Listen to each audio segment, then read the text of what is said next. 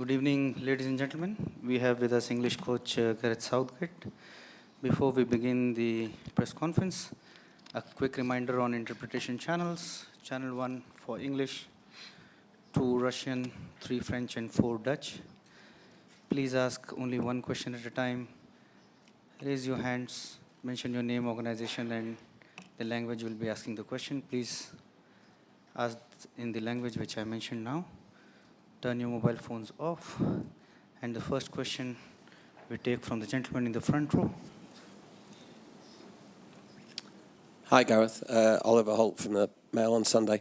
Look, apologies for the slightly wider sweep of this question, but given that it's the end of our tournament, you've spent a long time, I guess 22 years, talking about 1996 and that penalty. You said, I think, earlier in the tournament that you hadn't been able to listen to it.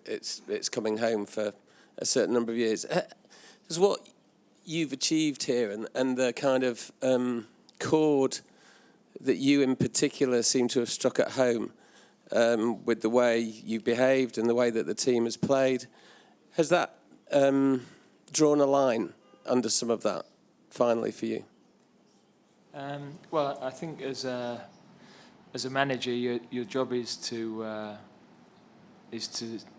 support the players, inspire the players, to give them the best possible way to be successful. And for me, it should never be about you. It's about the team, and it's about the group of staff, and it's about the fans. I'm incredibly proud of what the players have done. Today was always going to be a really difficult game. We play one of the best teams in the world with some individual talent that is exceptional. We had 2 days to get ready. Some of the players couldn't go again. They all wanted to, but we knew we needed to refresh the team to have any chance in the game. So it was an incredibly difficult game for us. But in the second half, the players were relentless in trying to keep going, actually played some good football, created some chances. Of course, there was always a big problem on counter-attack because of the way the opposition play and the quality of their individuals. But there were some incredible individual performances for us. I thought Stones was absolutely outstanding, and Pickford has had a wonderful tournament. So in the end, we are very proud of what we've done. We're under no illusions as to where we stand as a team. We've finished in the final four, but we're not a top four team yet. We know that. We've never hidden behind that. Against the very best teams, we've come up short. But we've had a wonderful adventure and some experiences that will stand this group of players and staff in really good stead for the future. And I couldn't ask any more of any of the players today or right the way through the 7 weeks we've worked together. Then Hello, Pierre-Etienne Minonzio from L'Equipe. Gareth, what did you think of today's performance of Harry Kane? He looks totally exhausted in the end of the game, so what did you think? I think today is the 7th game in a short period of time, and we've had incredible physical demands and emotional demands on the least experienced team in the tournament. And I think it would be wrong to judge any player on today's game if their energy levels were short. So I think he's captained the team exceptionally well. He's led the culture that we're trying to create. And although we can talk about we had a more comfortable route to the semi-final, and for sure we did. But we've had those routes in the past and not got to the point we have. So I'm immensely proud of the players, all of them. And they should be proud of themselves because they've achieved an equal high in terms of tournament performance that any English team that's had to come abroad for a tournament has achieved. Yeah, there. And then behind there. Санкт-Петербургские ведомости. Вопрос на русском языке. После поражения от Хорватии вы говорили о том, что будет сложно настроить игроков на сегодняшний матч, но мы знаем, что матч за третье место — это не только борьба за результат, но и за зрелищность. Говорили ли об этом при подготовке к этой игре, тем более, что у вашей команды некий должок перед болельщиками за первый матч Англия-Бельгия? И вообще, была ли задача показать прежде всего результат или зрелищную игру сегодня?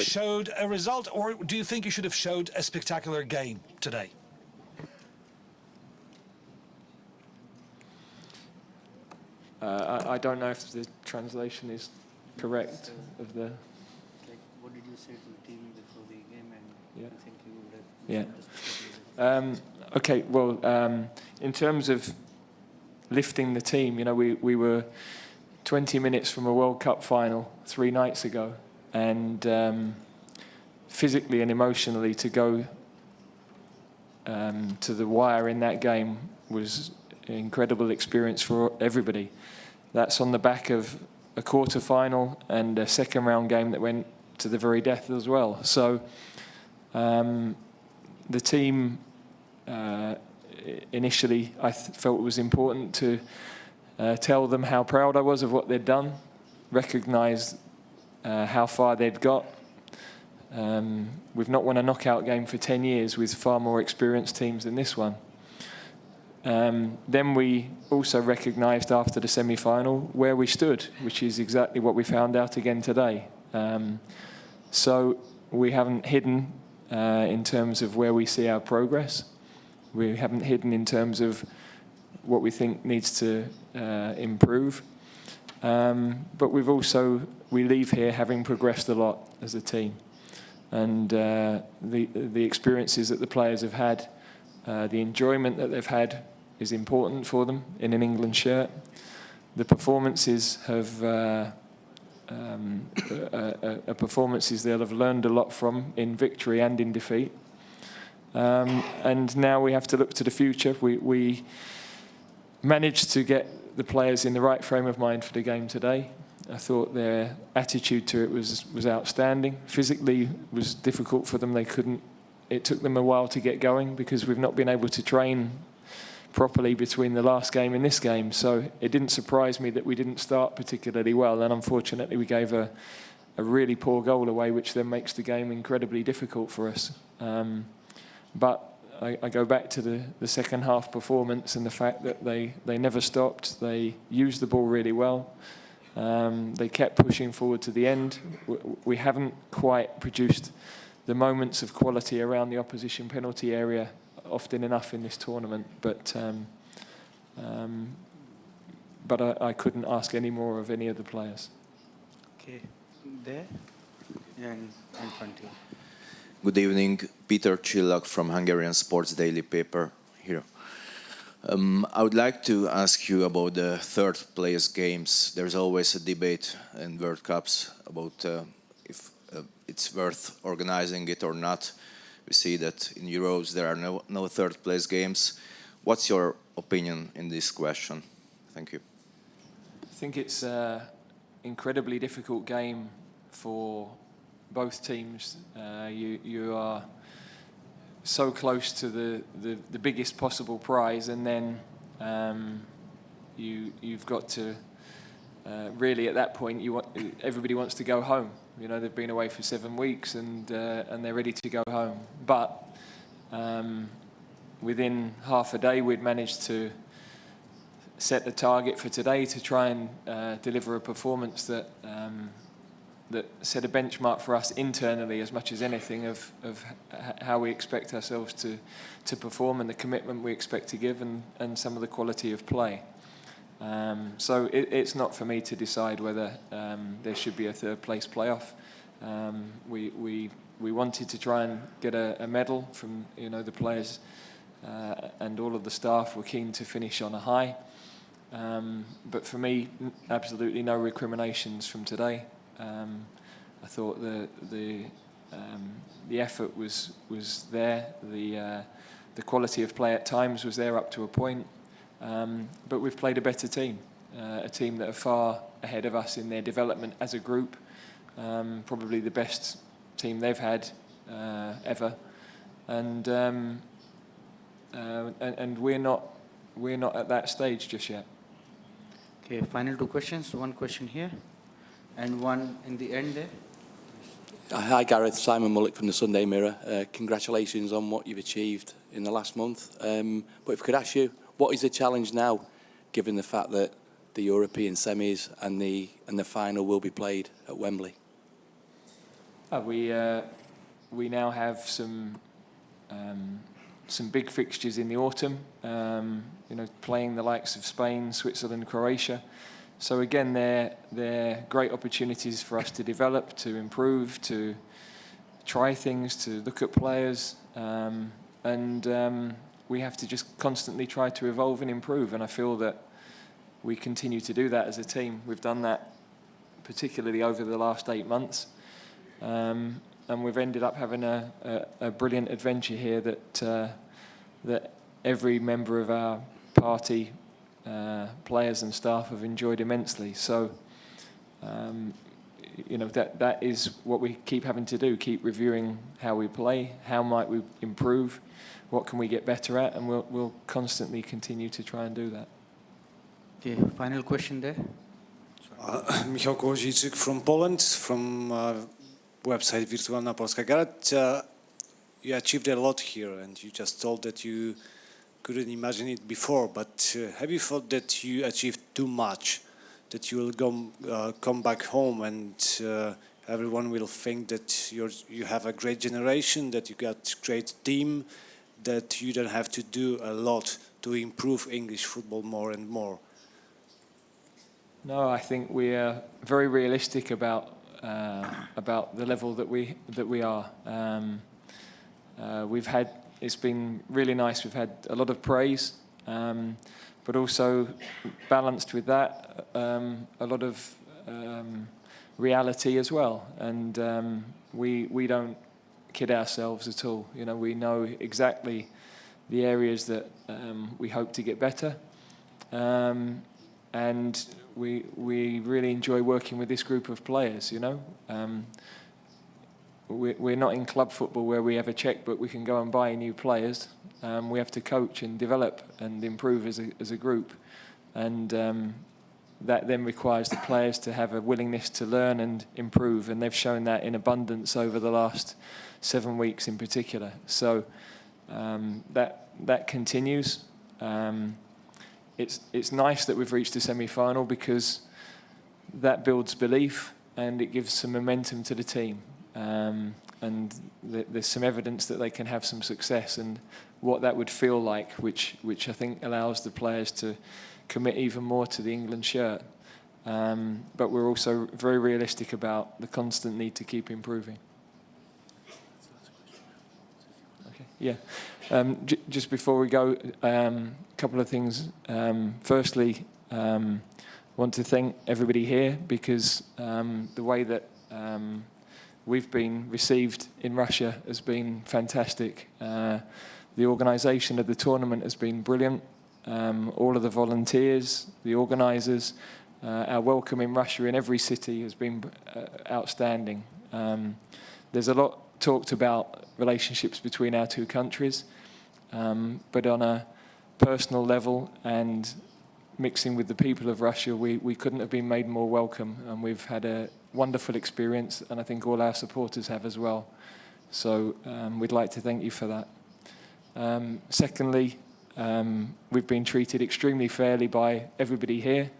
I think we've been praised generously, and equally the right questions have been asked of us in terms of how we might improve.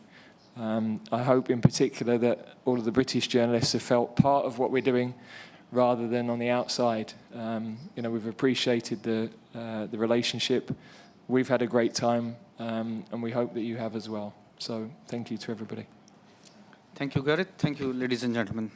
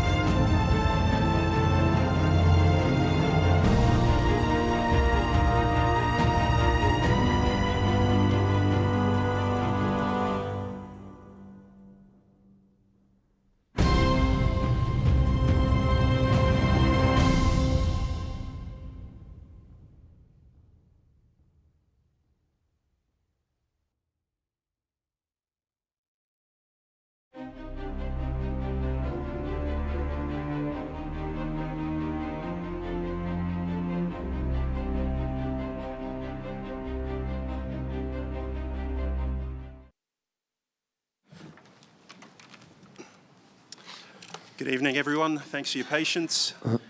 This is the official post-match press conference for Belgium, and also an opportunity to speak with the man of the match. The press conference will be in two parts.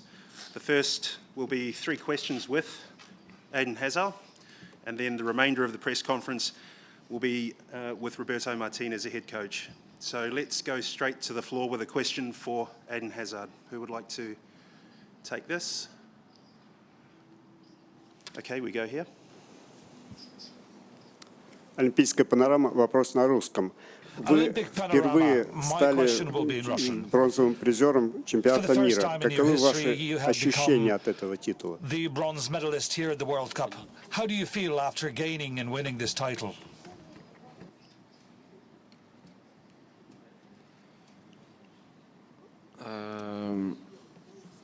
Mon sentiment, il est exceptionnel. Je pense qu'on a tous réalisé quelque chose de magnifique durant ce mois-ci.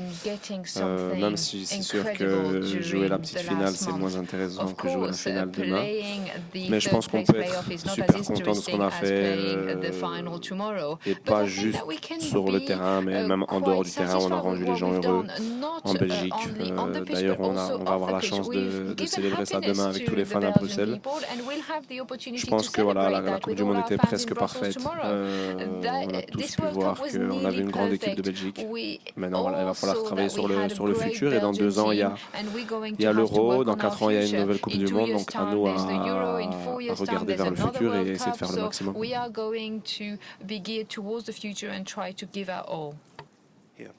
Bonjour Eden. On parle beaucoup de toi comme peut-être le futur joueur du tournoi ici. Est-ce que c'est quelque chose peut-être que tu trouves que tu mériterais? Et surtout, est-ce que c'est quelque chose qui est important à tes yeux? Tu connais ma réponse. Après, le mériter, je me la raconterai un petit peu si je dirais que je le mériterais. Mais oui, vu les performances que j'ai faites sur les 7 matchs, je pense que je le mérite. Mais il n'y a pas que moi. Je pense qu'il y a des joueurs qui jouent la finale demain qui ont fait une très belle Coupe du Monde aussi. Donc voilà, mais après, le trophée de meilleur joueur de la Coupe du Monde, il n'est pas important pour moi. Je pense que si j'en suis là aujourd'hui, c'est que le groupe me permet d'évoluer à ce niveau-là. Donc voilà, le football, c'est un sport collectif. C'est pour ça qu'on joue au foot. J'ai jamais été quelqu'un qui jouait pour les trophées individuels, mais ça, vous le savez très bien. Donc voilà, si je l'ai, je serai content. Et si je ne l'ai pas, je serai content de la Coupe du Monde qu'on a faite. Final question here, gentleman in the blue top. Eden, est-ce que tu vas regarder la finale demain ou est-ce que c'est un peu encore trop tôt, trop douloureux et t'as pas envie? Ça va dépendre de mes enfants. S'ils ont envie de regarder, je regarde avec eux. S'ils n'ont pas envie, on regardera autre chose. Mais oui, je vais jeter un petit coup d'œil, bien sûr, en tant que supporter de foot. Eden Hazard, congratulations on your awards and winners, third place medal. We now release you to go back to the dressing room and continue with Roberto Martinez. So we can go straight to the floor for questions for the coach. Here. Roberto, this is Ludo van der Wallen for the Belgian newspaper, Het Nieuwsblad in English. Congratulations, 6 victories out of 7 games. Do you think this is the biggest achievement of yourself? And what do you consider your biggest achievement with this group? Yes, good afternoon. I think the biggest achievement with this group, I'll start with the second question, is that we've become a team. When you go into international football, you always feel as a coach that you don't get the players long enough to try to affect a way of playing, a way of reacting in certain circumstances. And I think what we've seen is that a group of players that they were committed to become a team. You haven't heard one single story from a player talking about his near future, talking about a possible move. Nobody's been talking about anything apart from their contribution towards the team. And that's what allowed our individual talent to do what we've done. We face eye-to-eye to Brazil. We overcome a 2-goal deficit against Japan. That is the first time it happened since 1966. We scored the biggest amount of goals in in a Belgium team in the World Cup history. We got 10 different goal scorers, which is the record, alongside with France and Italy. So there are many almost records that they show the strength of the side. That we've been a team, we suffered together, we had emotions, and I think we played football that the neutral fan of the World Cup really enjoyed. So that's my proudest feeling out of this work. And then, personally, I'd never like to talk about myself. I think international football is quite unique. You don't get another football game where the whole nation suffers and celebrates with you. And this is a unique achievement. It's more a privilege to be able to be part of this group that is got the best qualification in the World Cup in the history of Belgian football, and that makes me very, very proud. Gentleman here in the denim in the middle. Вопрос на русском. Спортмедиа Ньюс. Поздравляем вас с прекрасным футболом. Вы дали российскому футболу, мировому футболу огромное удовольствие. В России у вас огромное количество болельщиков. Они за вас болели и поддерживали, потому что им очень нравится ваш футбол, как вы играли, как вы добивались побед своих. У меня вопрос. Почему Англии не хватило спортивной злости в двух крайних играх? Прогноз на финал ваш, если можно. И как ваша сборная, и как вы со сборной будете отмечать вашу победу? Спасибо. Thank you so much for your kind compliments and the kind words. I think England today, we stopped their threat. I think England, what they achieved is having an incredible system that it works really well for them. It's the best team in that ball situation. Scored 9 goals from set pieces. That means that they got that threat. I thought we had to defend the box well. We had to concentrate throughout. And maybe they didn't have the energy that we had, because an extra 24 hours is a big difference at this stage of the tournament. So I'm just happy that we did our job. And from that point, we finished third. In the final, I think is a final that both teams deserve to be there. France, they accumulate a little bit of know-how and experience in these moments. I think losing the Euros made them this resilient, and they can be chameleonic. They can use the individual talent that they have, but then they can suffer as a team, and they can become very hard to beat. I think Croatia is the story of an incredible nation of 3.5 million, and I think that's inspiring for anyone in the world. If Croatia can win the World Cup, you should be able to fight for your dreams as a person in life. So I really enjoy that story. But I think whoever wins the World Cup is a worthy winner. Let's go over here on the right. Санкт-Петербургские ведомости. Вопрос на русском языке. Вот турнир очень ярко начал Ромело Лукаку, но в плей-офф он не забил ни одного гола. И